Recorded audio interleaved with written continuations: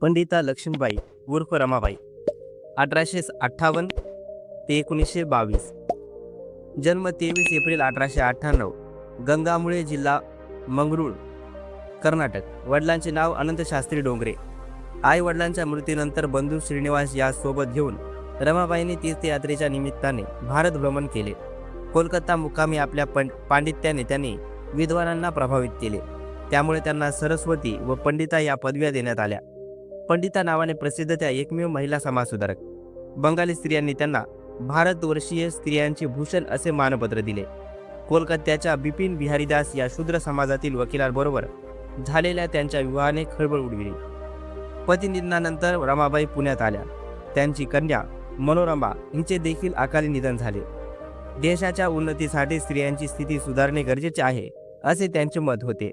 1882 साली Hunter commission पुढे साक्ष देताना त्यांनी स्त्री शिक्षणाचा आग्रह धरला. मिशनऱ्यांच्या प्रभावामुळे त्या इंग्लंड व अमेरिकेत गेल्या.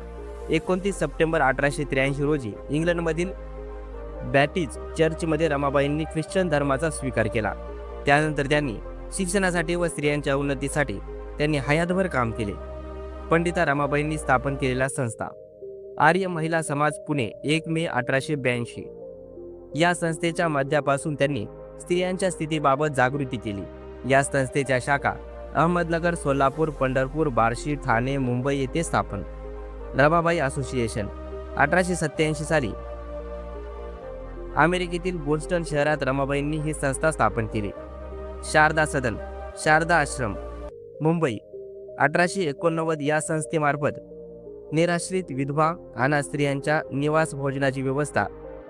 1890 मध्ये शारदा सदनचे पुणे येथे स्थलांतर व काही काळाने केडगाव येथे स्थलांतर. पुण्यात ही संस्था नावारूपास आली. शारदा सदनचे सल्लागार न्यायमूर्ती रानडे, न्यायमूर्ती के.टी. तेलंग, डॉक्टर भांडारकर. मुक्ती सदन, केडगाव 1896 या संस्थेमार्फत अनाथ विधवा स्त्रियांचे शिक्षण, निवास भोजनाची व्यवस्था. पतित स्त्रियांसाठी कृपा सदन, अंध विद्यार्थ्यांची पहिली शाळा. बातमी सदन, अनाथ महिलांसाठी सदानंद सदन, प्रीती सदन, शांती सदन या पंडिता रमाबाईंनी स्थापन केलेल्या अन्य संस्था आहेत. अमेरिकेत त्यांनी बालोद्यान शिक्षण पद्धती शिकून घेतली. व्हाईसरॉय लॉर्ड डफरिन यांच्या पत्नी लेडी डफरिन यांच्या नावे फंड सुरू करून स्त्रियांसाठी वैद्यकीय सोयी उपलब्ध करून दिल्या. 1897च्या दुष्काळात रमाबाईंनी जनतेला मदत केली. पंडिता रमाबाईचे वाङ्मयीन कार्य. स्त्री धर्मनीती, हाय कास्ट हिंदू वुमन, बायबलचे मराठी भाषांतर, युनायटेड स्टेट्सची लोकस्थिती व प्रवास वृत्त, इब्री भाषेचे व्याकरण, नवा करार, अ टेस्टिमनी. रमाबाईंनी अमेरिकेतील वास्तव्यादरम्यान 1888 साली हाय कास्ट हिंदू वुमन हा हिंदू बालविधवांच्या समस्यावर प्रकाश टाकणारा ग्रंथ लिहिला. रमाबाईच्या कार्याची दखल घेऊन 1919 मध्ये ब्रिटिश सरकारने त्यांना कैसर-ए-हिंद ही पदवी दिली. निधन 5 एप्रिल 1922 रोजी केडगाव येथे रमाबाईंचे निधन.